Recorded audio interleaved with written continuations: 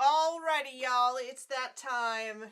It is indeed challenge time. All right, what's up, everybody? It is so good to see you. I am back. My name is VooDoo Val, for those of you who don't know me, and I am here for challenge 5, a photo editing challenge for the Photoshop Daily Creative Challenge, and I'm pretty pumped about it. So we are going to be diving into kind of altering the lighting situation of a photo today. We're going to take a pretty plain image and transform it into an 80s retro wave masterpiece. Pretty pumped. You folks know that I do so love the retro wave vibe, and I think that retro wave style stuff, while it is a personal favorite of mine, is also a really awesome way to kind of dive into Photoshop with dramatic effects and really kind of move into some of the more fancier, flashier tools, which is a good time. I see so many familiar faces in the live chat. Suzanne, General Kenobi, hello there. I saw Steve Festus Casavoom, Frank, it's good to see you. Tim, Anki, Sam Peterson, the one and only. I also saw somebody in the chat named Llama Mama, and I have to I have to say that is one of my favorites for sure. So welcome in, Llama Mama. I hope the llamas are doing all right this morning. Lawrence, hello. Clarissa, Oliver, good to see all you folks. All right, so let's dive into it. If you are following along with me live, or if you are in the future watching the replay, check the description down below, download your starter file, and we can dive into it. I'm going to pop over to the Photoshop right quick. Let me make sure everything is visible properly, and this is what your starter file is going to look like. We've got our challenge number 5, retro photo editing. Use gradients, blending modes, and adjustment layers to dramatically alter the lighting of a photo. Replace the background with a new image for a full transformation. Now your file is going to look exactly like this, aside from my little test folder over here on the side, because that is a little test that I did beforehand, so that I have a final product to show you, just in case I need to Martha Stewart you today. But what we are going to do is hunt for some photos to use for today, and then also we're going to be editing our little light sphere here for reference for our photos. So you guys can find whichever photo you want. I have selected some, and I'm going to show you how you can use the exact photos I'm using today if you'd like to do the same sort of project that I'm doing. So in my my libraries, I have licensed 3 free photos. This is from the free section of Adobe Stock. And I am just going to drag in this photo to my second artboard here. And if you would like to use it, there is a code, which if I just make sure I hit enter here, I can actually preview the code for you, which is, I'm gonna write it, is what I'm gonna do, just so that you folks can see it. The code for this is, come on, let me select my text. We'll do a number,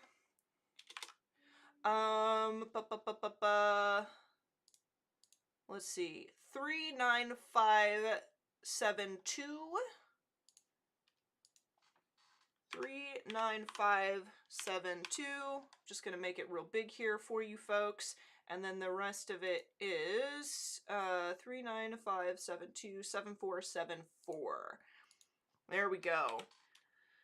7474. So this is the code if you folks would like to search for it this way. Also, one of the wonderful things about the Adobe stock photos in my library is that I can also click that link. So if you ever need to get back to a stock photo or whatever, you get your little code here, but then I can also click this link, which will give me a link to the Adobe stock page, which I can post into the chat for you folks who are watching live. There you go. You guys can snag it, but just in case someone's watching the replay, you guys have the number there for you. All right, So I'm going to hide that, and what we are going to do is we're going to start altering this image. And I'm using artboards here today. You'll notice if you folks are unfamiliar with artboards, this might seem a little strange, a little weird and crazy because I've got two canvases in my project today. These are artboards, and they're really fun to use, especially if you're going to be making multiple pieces for a project, or you need to have like a little reference section. I typically use them to house my reference images and things like that, which is really fun. And the way that you alter these and maneuver them is you can hit the move tool, which is just V on your keyboard, and you can actually move them around, which is really fun. You can also, what I'm going to do is I'm just going to bring this up to the edge of our image here so that we're just looking at our cropped image. You can also press these buttons here and add new artboards if you so wish. And you can also come up here to the width and height, and you can change the size of your artboards here.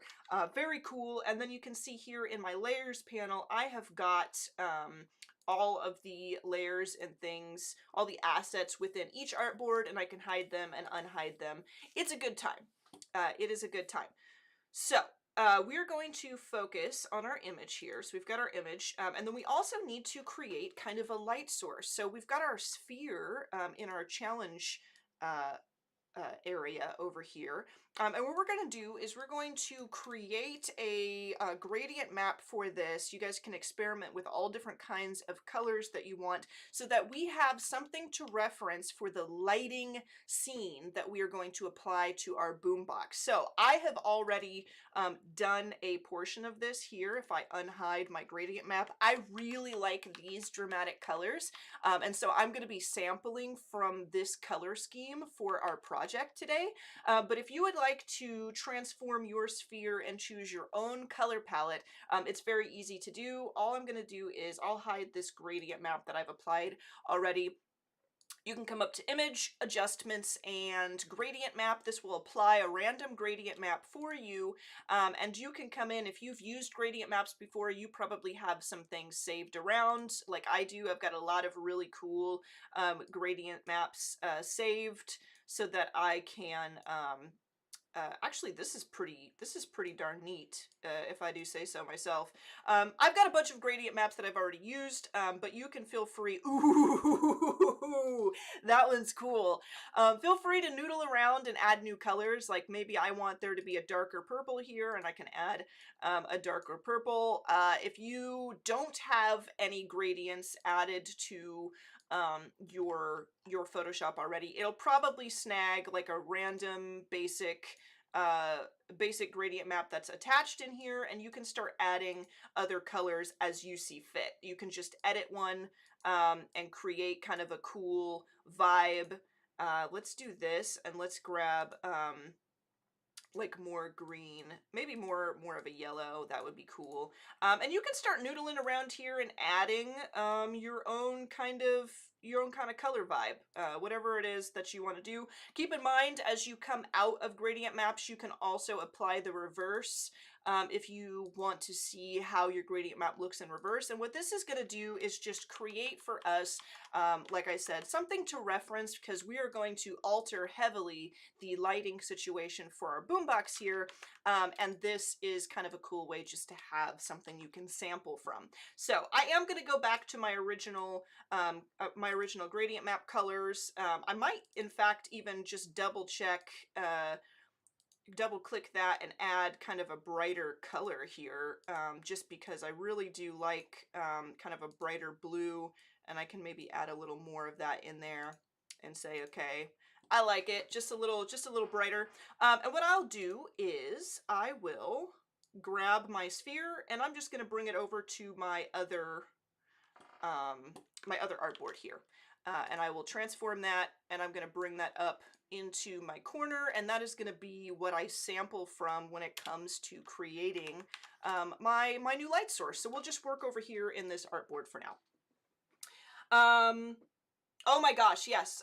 Veronica says playing with gradient maps and their blending modes is an endless activity. It truly is. It is a great time, and I could spend hours messing with gradient maps. So here's our lighting source, and now we are going to start altering our image. Now, there are a lot of ways that you can edit photos in Photoshop. There's tons of things that you can do, tons of methods you can use, and features and tools you can use. So I'm just going to show you one method, but as always, as we dive into this challenge, if you think that you know a better way or a way that's more comfortable for you or a different method you think you would enjoy more in your process, feel free at any time to deviate from the challenge setup. These are your challenges for you to learn and to better yourselves, and you don't always have to do exactly what I do.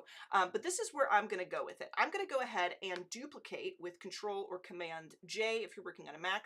Duplicate our little box here, and what I'm going to do is create a couple of layers that are just our shadows and just our highlights, and I'm going to do that like this. So let's go ahead and grab this one. We're going to call this, I'm just going to call this shadow.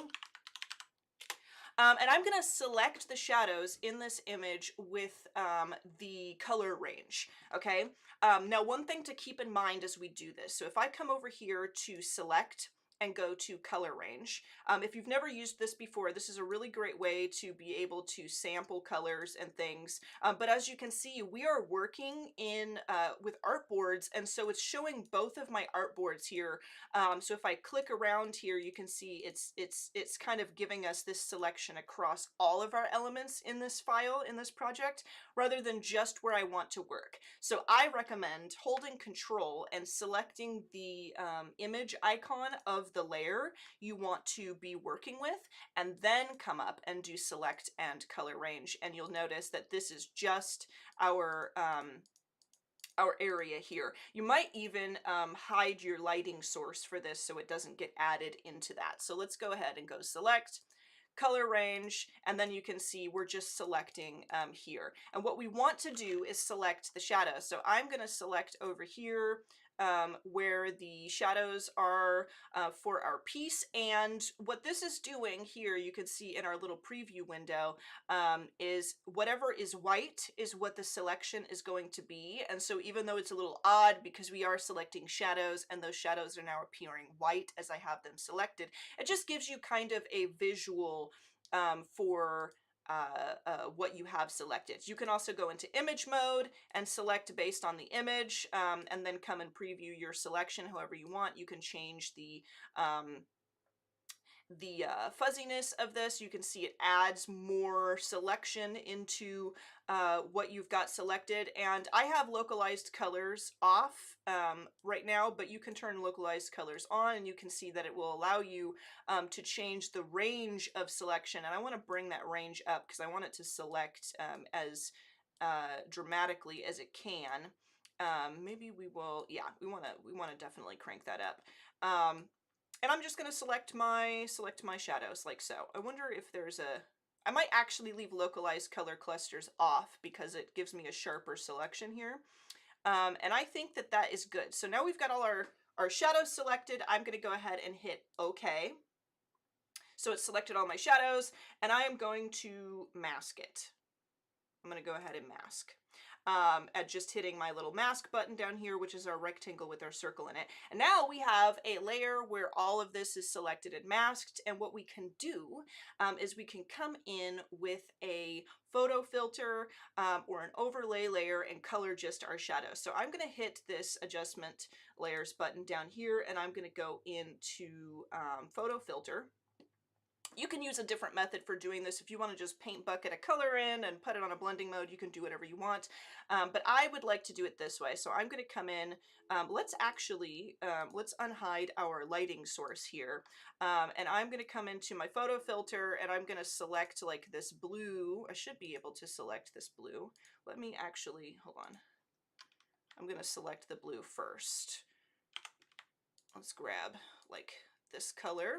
And I'll come down into my photo filter, and I do want to be able, I wonder why I'm not able to select directly.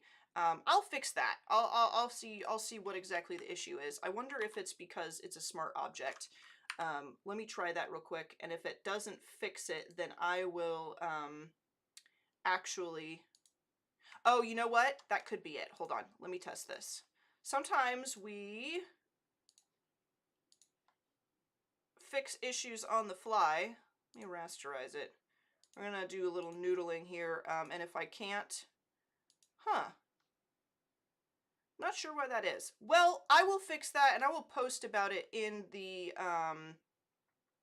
uh, in the Discord afterwards so we can fix that. But for now, what we can do with this is I can just kind of match it to it. So we want that dramatic blue color in there, and I'm going to do that. I'm going to crank that density up so that it's crazy, and then I'm going to turn this to a clipping mask. So you can see all of my shadows that I selected, all of the craziness there that we went through with our photo filter, now has this cool filter applied to it. So all of our shadows are like this dramatic blue.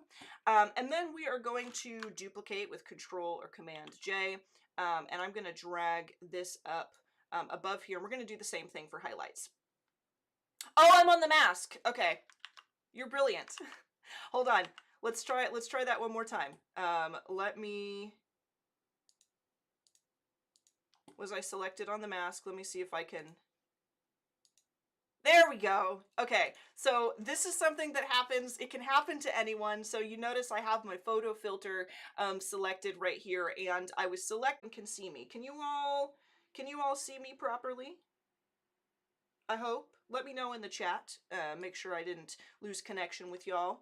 All right, so we will reapply our clipping mask. Let's go ahead and do that. So now we have our dramatic colors, and there was a lag, but you can see me. Okay. And now we're gonna duplicate our layer again. We will call this highlights. And we will do the same thing here. So let's go ahead, let's hold Control and select the image icon of this. I'm gonna hide my properties panel there so we can see everything.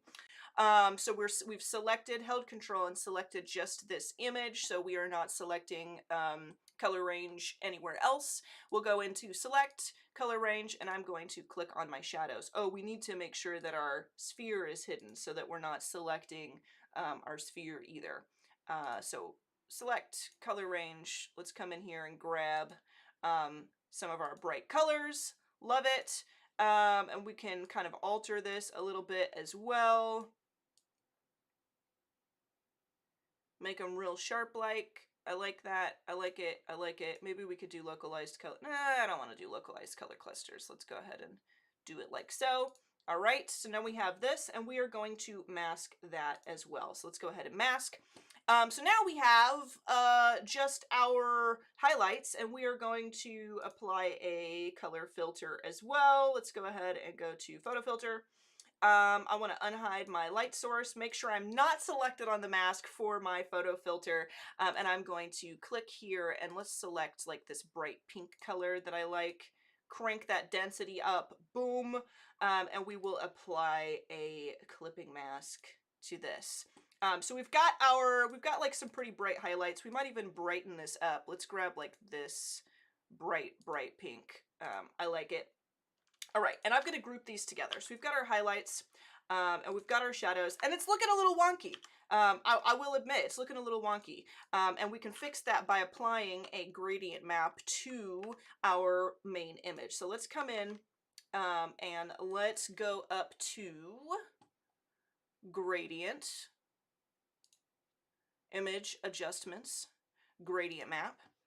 And I am going to, let's see if we get our selection issue again here. I do have mine set. Actually, we can create our own gradient map if we select a gradient map based on our light source here, which I would go through that, but we did do a challenge on that just a couple days ago, so I'll refer you to our gradient map challenge there. Since we are coming to a close on time here, I want to make sure that I get through this project, so I will just use the gradient map that I have saved for that, and then you can come in and noodle and work with your gradient map after the challenge. So I'll come in and grab my saved gradient map. Let's do something like that just to make everything all nice and pink. They're crazy enough for me. I want like a like a really bold color. Make sure we're selected on the proper thing here. Something really bold and crazy.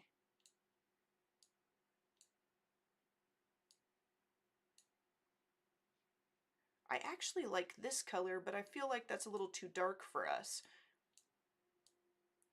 Maybe we do need like kind of a bold, crazy color. That's not so bad. That's not so bad. I almost wonder if it's better without our highlights and just with our shadows. That actually looks pretty darn cool.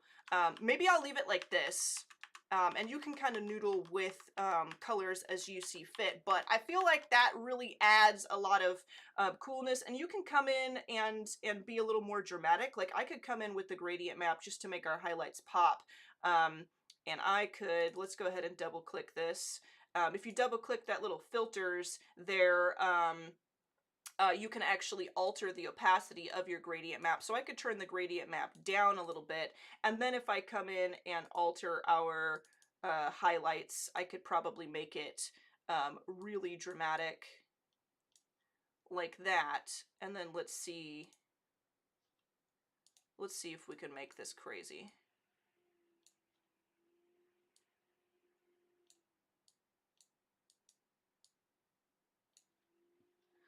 No, I think I like it without the highlights layer. If we just turn our gradient map back up, I think I like it that way. I didn't intend for it to go that way, but sometimes you have happy accidents. But I think this is really cool. So we've got this super cool version of our photo, and we got about 4 minutes left. So what I want to do is I want to kind of bring in some more detail and change the background up a little bit. So I'm going to go ahead and hide my light source.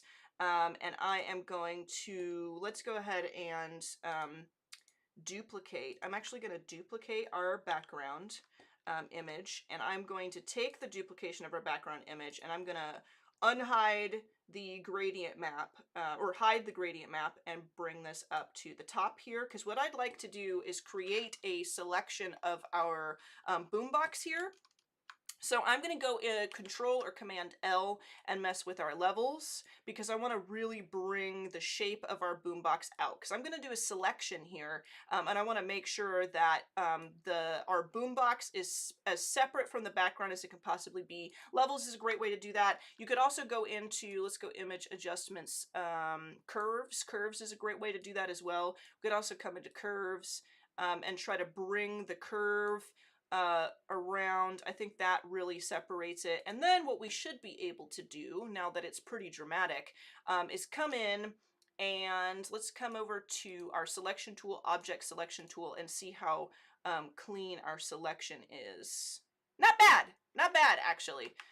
We could kind of clean this up. If I hit L on my keyboard and right click my lasso and go into polygonal lasso tool, I could come in and clean a little bit of this up if I want.